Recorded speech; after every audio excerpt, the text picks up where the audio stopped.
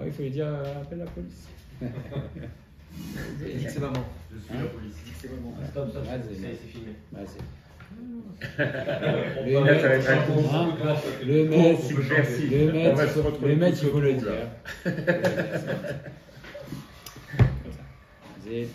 Ce sont des studiotes. Après, bien sûr que c'est pas une incitation. C'est, mais il faut qu'un enfant il sache que ça existe.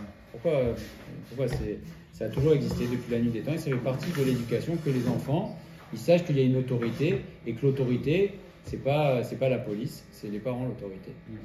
La police c'est une autorité, mais l'autorité principale des enfants c'est les parents. Donc un enfant il doit savoir que si son père ou sa mère il dit non, il doit savoir qu'il y a des limites. Et c'est pas je fais ce que je veux et je t'appelle la police, non. L'enfant il doit savoir. Et on ne doit pas toujours tout justifier aux enfants. On doit leur...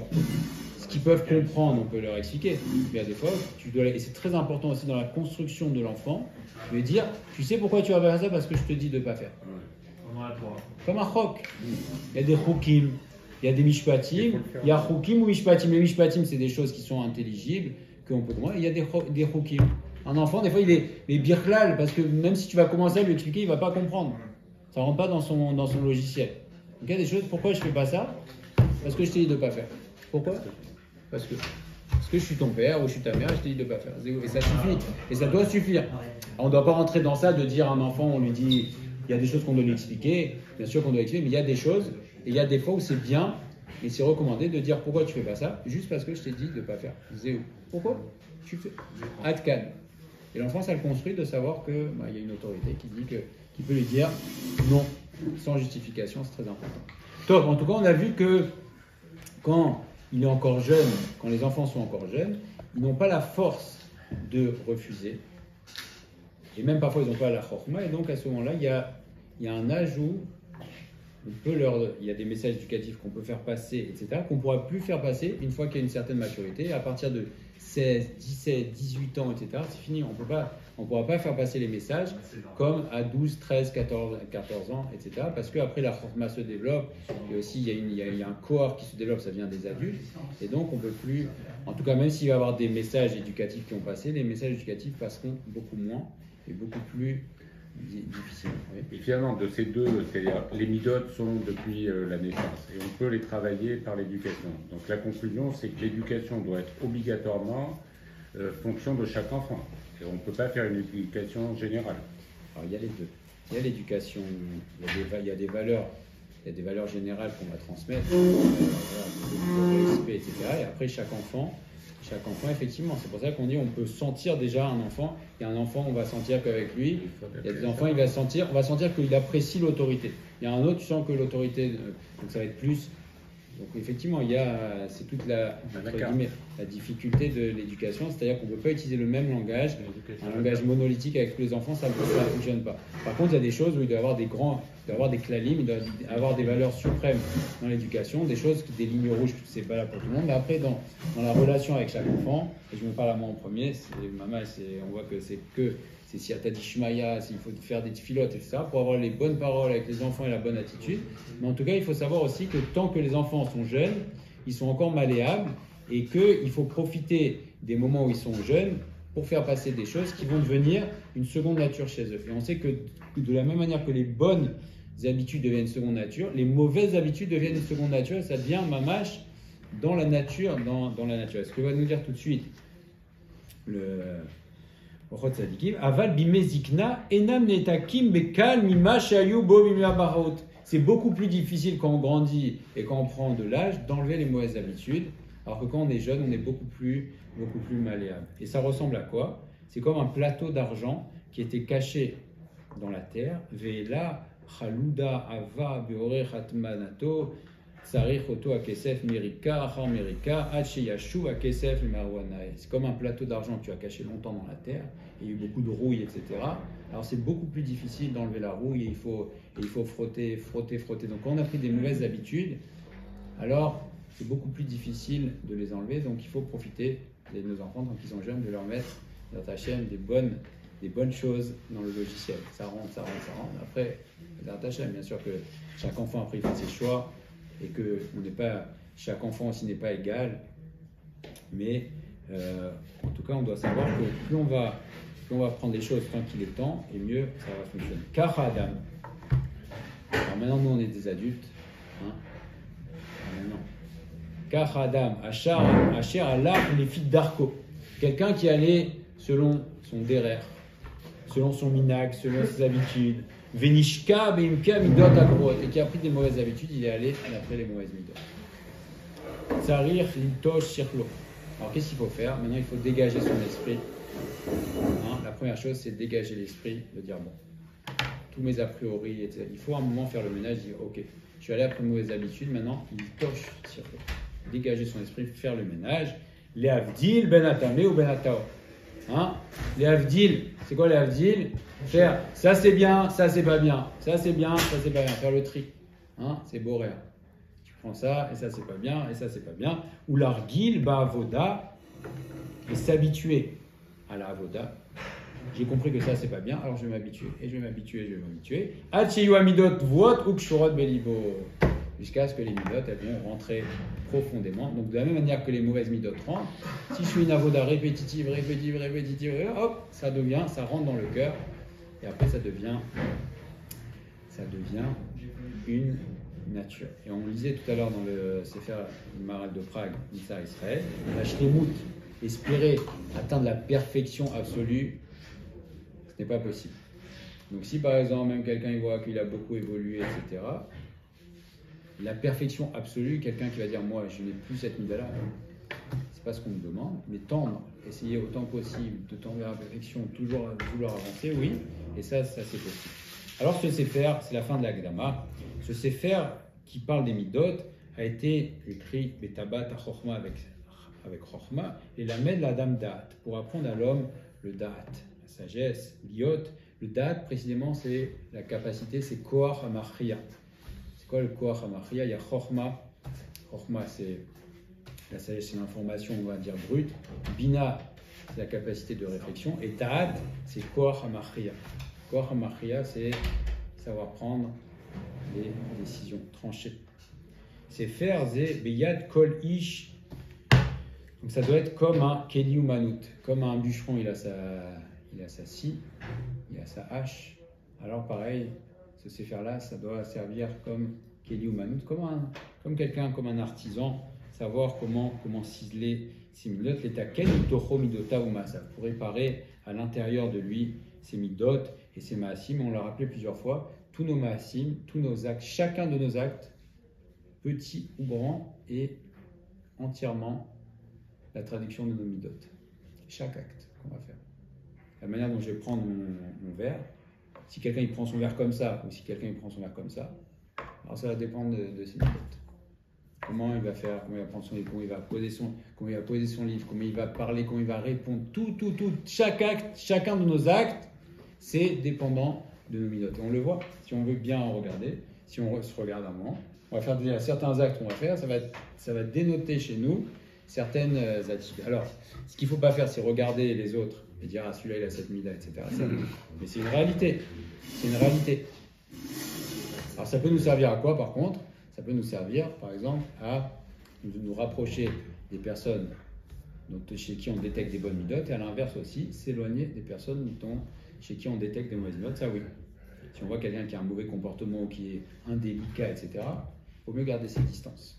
Qui a des actes indélicats, il vaut mieux garder ses distances parce que on sait que les midotes, c'est comme le Covid, c'est contagieux.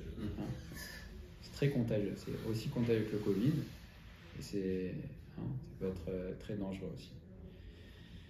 Qui a Ouman, Achia Biyado Keli Ouman. Donc quelqu'un qui a un Ouman, un artisan qui a son outil de travail dans ses mains, alors il va savoir faire, il va savoir comment faire. Ou quelqu'un, un ingénieur en informatique, s'il a son ordinateur, il va pouvoir avancer de ça. S'il n'a pas son ordinateur, alors même s'il a beaucoup de connaissances, il ne va pas pouvoir travailler. Alors, la reine Shema Beni Moussar, écoute le Moussar, Vekar, Kele, Umanatecha, Biyadecha, Letaken Midotecha. Ça doit être quelque chose qui nous accompagne. Alors, ce livre, un autre livre, mais ça doit être quelque chose qui nous accompagne. Le travail, le Moussar, le travail sur les Midot, c'est quelque chose qui nous accompagne. Alors, ça peut paraître un travail rébarbatif. Ah, mais quoi, les midot, etc. Mais en malasot. Le Gaon de Vilna, il dit que si quelqu'un est venu dans ce monde, il n'a pas réparé ses midot, il est venu pour rien. Afilou yashlo Torah, etc. La Torah. C'est le Haléchour qui pose la question dans l'introduction. Qu'est-ce qui est le Ikar? C'est la Torah ou l'homme? Hein? C'est la Torah ou l'homme qui est le Ikar? L'homme, il a été créé pour recevoir la Torah ou c'est la Torah qui a été créée pour l'homme? C'est l'homme qui est le Ikar. Donc, même la Torah Kdosha, on pourrait dire oui, Kadosh Baruch Hu, il a créé le monde pour donner la Torah. C'est vrai, mais il a donné la Torah à l'attention de l'homme. Donc le Ikar, nous dit le Haléchour, c'est l'homme. Et même la Torah, ça ne doit pas être juste une chorma de dire ok, je connais les Ilchot Hanouka. Alors c'est bien de connaître les Ilchot Hanouka, mais même dans Ilchot Hanouka, on voit que ce qu'on a vu tout à l'heure, Nachal, c'est Nafshenu, Chiketal Hashem, donc notre âme est espérant à Kadosh Baruch Hu, etc. Donc le travail, le moussar, la morale, etc., c'est quelque chose qui doit nous accompagner et ça nous construit en tant qu'homme. Et ça va nous accompagner dans nous-mêmes, dans notre relation avec Kadosh Baruch Hu, dans nos relations avec nos proches, avec nos parents, avec nos enfants, avec tout le monde, dans le travail, etc. Donc Zélo, c'est un travail qui semble extrêmement rébarbatif, mais ce n'est pas un travail réparatif parce que c'est le travail, c'est nous-mêmes, c'est se construire soi-même. C'est ni plus ni moins que se construire soi-même. Et de la même manière que on voudrait bien, par exemple, qu'on voit nos enfants, qu'ils grandissent dans les bonnes midotes, qu'ils grandissent dans les bonnes, que ce soit ce qu'on appelle un ben adam, quelqu'un de construit, de bien, et qu'on apprécie aussi, qu'on voit chez quelqu'un un bon comportement. Alors, pareil pour nous. Donc, c'est un travail qui est nécessaire. Allô, tirer. Michaelo, quelqu'un. Ok. Alors, on va commencer. La première mida, on va tourner la page. Sha'ar à. Oh! Gava. Alors, par ordre alphabétique. Hein? Alors, Sha'ar à Gava, c'est pas le premier par ordre alphabétique. Hein, mais s'il a mis en premier, c'est que apparemment, hein, c'est la base, c'est la source de toutes les déviations et de toutes les fautes. C'est Agava. Le premier qui a fauté avec la Agava, à son niveau, c'est Adam Arishon. Adam Arishon, il a voulu à son niveau être plus Racham que Akadosh Baruch Hu. Il a dit à Akadosh Baruch Hu, il a dit de ne pas manger le Hatzadat. Qu'est-ce qu'il a fait? C'était quoi le calcul de Adam Arishon? Adam Arishon, il a dit je pense, comment? Je pense que je vais faire rentrer en moi le mal et comme ça je vais mieux servir Akadosh Baruch Hu encore. Zénikra, à son niveau, c'est Gava. C'est ce qu'Hachem nous a fait à la finale. C'est ce qu'Hachem nous a fait à la finale. C'est-à-dire? Il nous a fait rentrer Yetzirah. Oui, mais c'est à cause de nous. Oui, mais c'est-à-dire qu'en fait, on dit que Yetzirah, c'est quand même une arme pour nous, pour pouvoir mieux servir Hachem. Aussi. Alors, le Yetzirah existait déjà, et comme c'était très bien. C'est-à-dire que Adam Arishon, le Yetzirah existait puisque le Nachash est venu, et donc le travail de Adam Arishon, c'était de le laisser à l'extérieur. Donc il existait, et à côté de il a créé les choses très bien. Et nous, ce qu'a fait Adam Arishon, c'est qu'il a fait quelque chose qu'il n'aurait pas dû faire, c'est qu'il a fait un calcul. Il a fait un calcul sur ce que lui a dit Akadosh Baruch Hu. Il a dit, je vais faire rentrer le Yetzirah en moi. Et il pensait mieux servir Akadosh Baruch Hu. Or, il s'est retrouvé avec un problème. Jusqu'à aujourd'hui, on est avec. C'est qu'il a mélangé le bien et le mal. Alors que Akadosh Baruch Hu avait tout créé en place. Donc, effectivement, il devait c'était pas facile pour lui. Mais il devait accepter la volonté d'Akadosh Baruch Hu qui lui a dit ne mange pas. Et donc c'était un problème de Gava, et on voit que Adam Arishon était très grand. Donc la Gava en général grandit avec l'homme. Asha Arishon nedaber bo al midat Gava. Ou matov, et comme c'est bien de commencer, les chol asharim ipne chiyuv adam leivadem imena. On commence avec ça parce que comme c'est bien, et il faut essayer de se séparer de la Gava. Qui pétard les raot rabot. Parce que la Gava, on sait tous, on lève tous les yeux, on dit aïe aïe aïe aïe, qu'est-ce qu'on va faire avec ça? C'est le pétard, les raot, rabot de beaucoup de de faute et de difficulté. Velorainu kazot l'era bechol amidot. C'est la pire des midot. Alors vous allez me dire, ah non, on a vu que le kaas. Le kaas, c'est un dérivé de la gava. C'est un dérivé. Voilà. Kaas, c'est un dérivé, donc c'est une partie de la gava, le kaas. On appelle quoi du coup la gava? Comment? On appelle quoi du coup la gava dans ce cas-là? C'est-à-dire? Comment on le définit? Haute estime de Alors on soi. va voir. Non, mais c'est quoi? C'est prendre pour sa propre existence, c'est bien la gava? Non. Savoir que tu existes, c'est pas. Non, c'est normal, il faut avoir une conscience de son existence. Et il y a une partie de Gava, ce qu'on appelle la Gégout, plutôt de la fierté, qui a une place. Maintenant, la Gava, c'est l'excès de sentiments d'existence et d'indépendance ou d'importance. Ça, c'est la Gava. Mais le fait d'exister, on voit que c'est important, parce que ça me permet d'avancer. Et quelqu'un qui se sous-estime, qui estime qu'il n'est rien, ça ne peut pas être de la hanava. C'est pas de la hanava. La hanava, c'est dans le commentaire du Ramban, il dit Moshe Rabbeinu, qui est reconnu comme le plus hanav, ils disent que c'est impossible que Moshe Rabbeinu ne connaissait pas ses qualités. Il sait très bien qu'il a fait descendre la Torah, etc. Donc la hanava, c'est pas de dire je suis rien, je suis un nul, c'est pas ça la gava. Ça s'appelle la chifloute et c'est très mauvais. Donc quelqu'un doit être conscient de ses qualités. Mais après, c'est qu'est-ce qu'on fait de nos qualités? Est-ce que mes qualités me servent à m'enorgueillir? On va voir tout de suite. Est-ce que ça me sert à m'élever au-dessus des autres ou non? Donc, la gava, c'est forcément vis-à-vis d'autres pays. Donc on peut parfaitement avoir conscience de ses qualités. Oui. On peut avoir conscience de ses qualités et puis ne pas les afficher. Alors la gava, voilà, la gava, c'est. On avait rapporté cet admour. C'est-à-dire, je suis le meilleur. Alors, cet admour. Il dit par mon expérience, c'est pas de la gava, C'est la gava, c'est un admour qui disait, je ne me souviens plus de son nom, qui disait qu'on peut faire une des plus grandes fautes, c'est en s'asseyant et en pensant tout seul, je suis le meilleur. Donc même si je ne vais pas l'expliquer. Zenikra gava, donc tout seul dans son lit. Vraiment. Il se regarde dans le miroir. Bien quelqu'un dit, je suis vraiment le plus beau. Zenikra gava, hein? Alors on rigole, mais on verra que si on cherche, on va tous trouver un peu chez nous. Parce qu'on est le plus grand, le plus beau, le plus intelligent, lui il est moins bien que moi. On va voir que s'il nous en parle en premier, c'est qu'on est tous concernés. Hein. Ok. Si comment? Même si c'est avéré. C'est-à-dire, on est le plus beau. Alors, il faut voir. Alors ça c'est. Je vais penser qu'il posait la question, mais là, c'est avéré. Là, on a passé un cap. Là, on a passé un cap encore. Quand on pense que c'est avéré, là, c'est. La valeur de la force. La grandeur de la force. C'est irrécupérable. Là, il faut vraiment faire quelque chose. Vélo, ok. Tsarich Adam Leitrakem. Et on voit, chaque mot est pesé. Tsarich Adam Leitrakem. Il doit, ça veut dire, qu'est-ce que ça veut dire? C'est de penser, de se laisser aller après des sentiments d'orgueil, c'est un manque de chorma. Hein? Et d'ailleurs, on voit ça dans la Torah, etc. On dit que plus une personne va acquérir des connaissances en Torah, et plus il va comprendre qu'il ne connaît rien. Ou très peu, parce qu'il va comprendre, c'est plus il traquem, tu te rends compte que. Qu'est-ce que tu es? Ok, tu as lu la Gemara, tu vois que chaque truc que tu veux, c'est end-sof. Donc le fait de comprendre et de ne pas se laisser aller après la Gava, c'est de la chorma. Et donc, Sarich Leitrakem. Et pourquoi Leitrakem?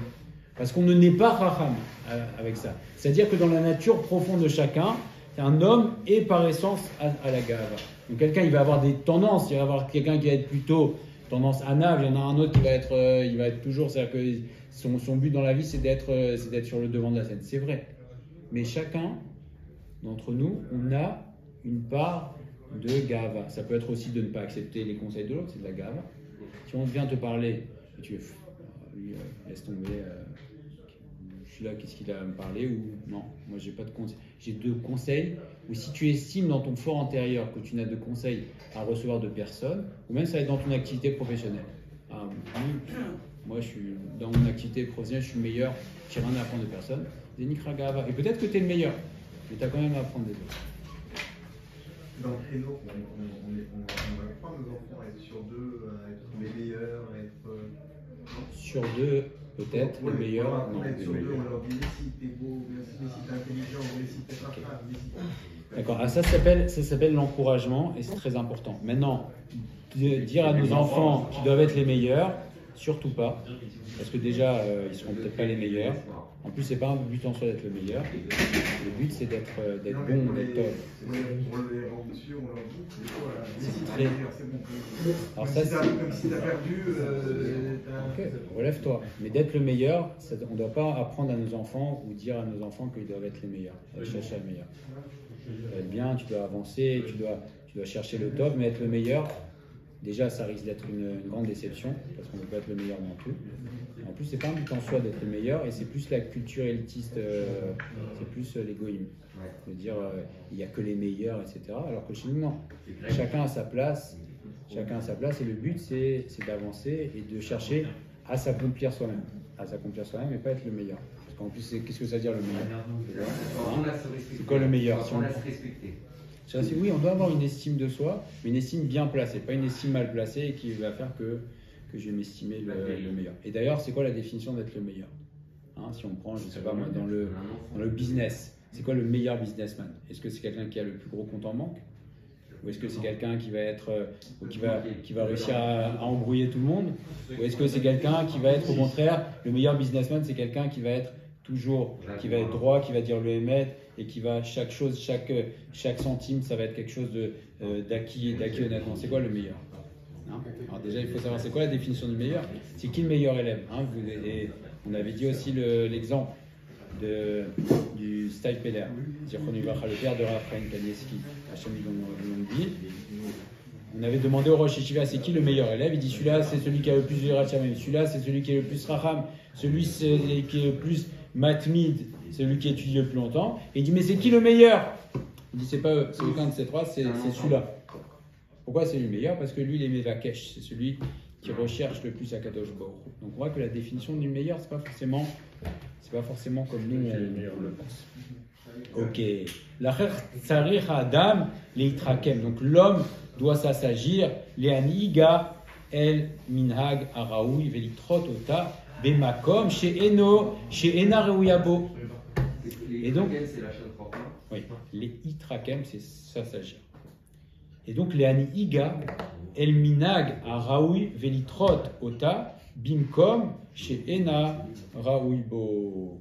Et donc il doit s'éloigner de ce trait de caractère dans l'endroit où il n'est pas adapté. Donc mashma, qu'il y a des endroits où il y a de la place pour la gava.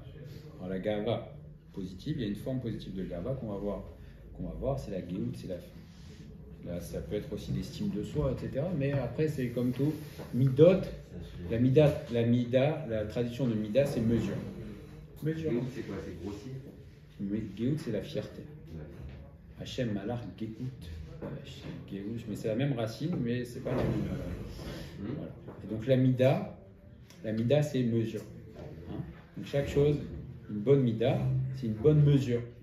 Chaque chose doit avoir mesure. Et dans le Parashat Vaishlach, c'est rapporté dans la Gemara qu'un Talmid Chacham doit avoir 1/8 de huitième d'orgueil. 1/8 de huitième. Alors ça fait 1/64e d'orgueil. Il faut comprendre ce que c'est, mais en tout cas, même chez le Talmid Chacham, il y a une place pour l'orgueil. Et on dit que 8e du 8e, le 8e pasouk de la 8e paracha, c'est dans le paracha de Vaishlach, c'est Katonti. C'est le 8e, c'est Katonti Mikol Achasadim, Mikol Hamed. Donc c'est ça le 8e du 8e, c'est Yaakov Avinu. Katonti Mikol Achasadim, c'est un 8e du 8e d'orgueil. Avoir conscience de ce qu'il est, mais aussi reconnaître que tout vient d'Akadosh Baruch Hu. Katonti, donc c'est 8e du 8e, c'est pas de moi. Ça, je ne me souviens plus qui est-ce qu'il a dit, mais des niflas, c'est des choses qui sont marquantes. Le 8e du 8e, c'est Katonti Nicolas Chassadim. Je suis petit par rapport à tout le chesed, et pourtant Yaakov Avinu était un homme riche, accompli, Adam Shalem, il est revenu Shalem, parfait. Il aurait eu de quoi quoi dire, quand même, je suis le meilleur. Hein. J'ai tenu 20 ans avec la vanne et je suis arrivé milliardaire, je suis un Chachamatsum, et Yaakov Avinu, il a 11 enfants, Shifteya, c'est un homme d'une grandeur inimaginable. Qu'est-ce qu'il dit? Katonti, Nicolas Chassadim, je suis petit par rapport à tout le chesed que tu m'as fait à Kadosh Baruch Hu. Alors, on va juste terminer, on va juste faire une petite phrase. Agava, Yamadbea, Asher, Passal, Amelech Agadol. La Gava, l'orgueil, c'est ce que Akadosh Baruch Hu a rendu pasoul, c'est-à-dire que Akadosh Baruch Hu a rejeté ce trait de caractère. Viziranu alea betorato, Akadosh Baruch Hu a dit comme ça. Et là, on va voir que c'est dans la nature profonde de l'homme. C'est marqué dans Parashat Varim, Ishamer lecha. Fais attention, pen tishkar et Hashem lokecha. De peur que tu oublies Akadosh Baruch Hu. Pourquoi? Qui a Ge'e ishkar yotzro. Celui qui s'enorgueillit oublie Akadosh Baruch Hu. Akadosh Baruch Hu dit, il n'y a pas de place pour l'orgueilleux et moi dans le monde. Parce que plus on est orgueilleux, et moins on laisse de place à Akadosh Baruch Hu, c'est rapporté que l'orgueilleux, il est doré raglé à Shrina. Il repousse les pieds de la Shrina. Parce que plus on va avoir une grande conscience, une trop grande conscience de nous, et moins il y aura de place pour Akadosh Baruch Hu. Et Akadosh Baruch Hu dit, Ubekarecha, Vetsonecha, Yerbeyun, c'est marqué dans la Torah. C'est Moshe Rabbeinu qui nous dit dans Sefer Dvarim. Et quand tu vas devenir riche, alors, quand tu vas avoir plus de bétail, de gros bétail et de petits bétail, et tu vas t'enrichir. Qu'est-ce qui se passe juste après? C'est pas peine, c'est pas peut-être. Veram leva vecha. Tu vas devenir orgueilleux. Ton cœur va s'élever. C'est automatique. Il nous dit, c'est la Torah Kedosha qui nous dit, si tu t'enrichis et si tu, alors veram leva vecha, c'est automatique. Un homme qui va s'enrichir, qui va progresser, etc., dans tout ce qu'on veut, eh bien, automatiquement, s'il ne fait pas d'effort, il va devenir orgueilleux. Veshacharta et Hashem lokecha, et tu oublieras Akadosh Baruch Hu. Donc la nature profonde de l'homme fait que quand il a de la réussite, automatiquement, son cœur s'enorgueillit, parce qu'il va rapporter la réussite à lui-même, et automatiquement, la suite de Verav Levaecha, Veshacharta et Hashem Elokecha, et tu diras dans ton cœur, Kori veotsem yadi asali et achailazé, et tu diras que c'est ma force et la puissance de ma main qui a réussi à ça. Vezacharta et Hashem Elokecha, alors qu'est-ce qu'il faut faire? Attention, on dégonfle. Vezacharta et Hashem Elokecha, rappelle-toi de Akadosh Baruch Hu, qui hu anoten lecha koach la sotrail, parce que c'est lui qui te donne la force de toutes tes victoires.